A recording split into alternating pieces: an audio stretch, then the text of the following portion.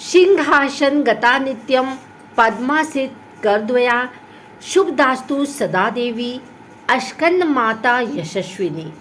जय माता दी, राधे राधे। आइए सुनते हैं अस्कंद माता की कथा एवं पूजन विधि। पहाड़ों पर रहकर सांसारिक जीवों में नव चेतना का निर्माण करने वाली अस्कंद माता नवरात्रि के 5वें दिन इस देवी की पूजा अर्चना की जाती है। कहते हैं कि इनकी कृपा से मूढ़ भी ज्ञानी हो जाता है। अस्कंद कुमार कार्तिकेय की माता के कारण इन्हें अस्कंद माता नाम से अभिहित किया गया है। इनके विग्रह में भगवान अस्कंद बाल रूप में इनकी गोद में विराजित है। इस देवी की 4 भुजाएं हैं। ये दाईं तरफ की ऊपर वाली भुजा से अस्कंद को गोद में पकड़े हुए हैं।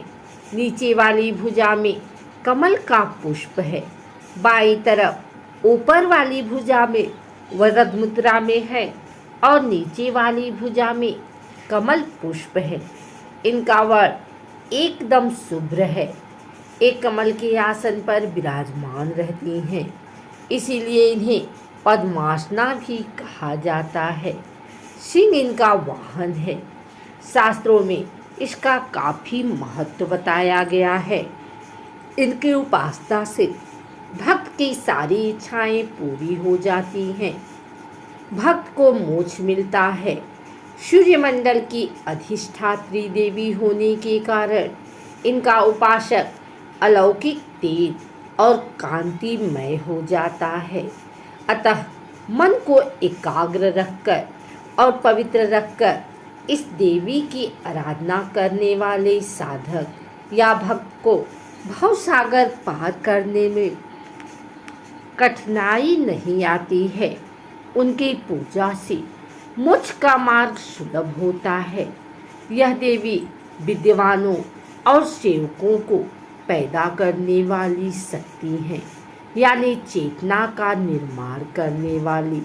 कहते हैं कालिदास द्वारा रचित रघुवंशम महाकाव्य और मेघदूत रचनाएं अस्कंद माता की कृपा से ही संभव हुई हैं। माँ दुर्गा का पंचम रूप अस्कंद माता के रूप में जाना जाता है। भगवान अस्कंद कुमार की माता होने के कारण दुर्गा जी के इस 5वें स्वरूप को अस्कंद माता नाम प्राप्त हुआ है।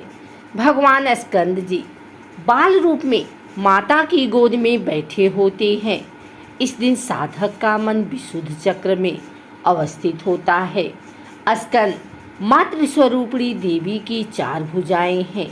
ये दाहिनी ऊपरी भुजा में भगवान स्कंद को गोद में पकड़े हैं और दाहिनी निचली भुजा जो ऊपर को उठी है उसमें कमल पकड़ी हुई हैं। माँ का वर्ण पूर्णतः शुभ्र है और कमल के पुष्प पर विराजित रहती हैं। इसी से इन्हें पद्मासना की देवी भी और विंध्यवाहिनी दुर्गा देवी भी कहा जाता है। इनका वाहन भी सिंह है। अस्कंद माता सूर्यमंडल की अधिष्ठात्री देवी है। इनकी उपासना करने से साधक अलौकिक तेज की प्राप्ति करता है। यह अलौकिक प्रभामंडल प्रतिक्षण उसके योगक्षेम का निर्वहन करता है।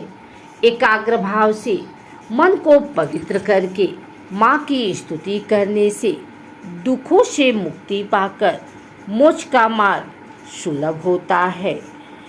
कुंडलिनी जागरण के उद्देश्य से जो साधक दुर्गा माँ की उपासना कर रहे हैं उनके लिए दुर्गा पूजा का यह दिन विशुद्ध चक्र की साधना का होता है। इस चक्र का भेदन करने के लिए साधक को पहले माँ की विधि सहित पूजा करनी चाहिए। पूजा के लिए कुश अथवा कंबल के पवित्र आसन पर बैठकर पूजा प्रक्रिया को उसी प्रकार से शुरू करना चाहिए जैसे आपने अब तक के 4 दिनों में किया है। फिर इस मंत्र से देवी की प्रार्थना करनी चाहिए। सिंहासन गता नित्यम पद्मश्री करद्वया शुभादास्तु सदा देवी अस्कंद माता यशस्वनी। अब पंचोपचार विधि से देवी अस्कंद माता की पूजा करें। नवरात्रि की पंचमी तिथि को कहीं कहीं भक्त जन उद्धंग ललिता का व्रत भी रखते हैं। इस व्रत को फलदायक कहा गया है। जो भक्त देवी स्कंद माता की भक्ति भाव से पूजन करते हैं उसे देवी की कृपा प्राप्त होती है। देवी की कृपा से भक्त की मुराद पूरी होती है और घर में सुख शांति एवं समृद्धि रहती है। नवरात्रि में दुर्गा सप्तशती पाठ किया जाता है। वात, पित्त, कफ जैसी बीमारियों से पीड़ित व्यक्ति को स्कंद माता की पूजा करनी चाहिए और माता को अलसी चढ़ाकर प्रसाद में ग्रहण करना चाहिए। स्कंद माता की कथा।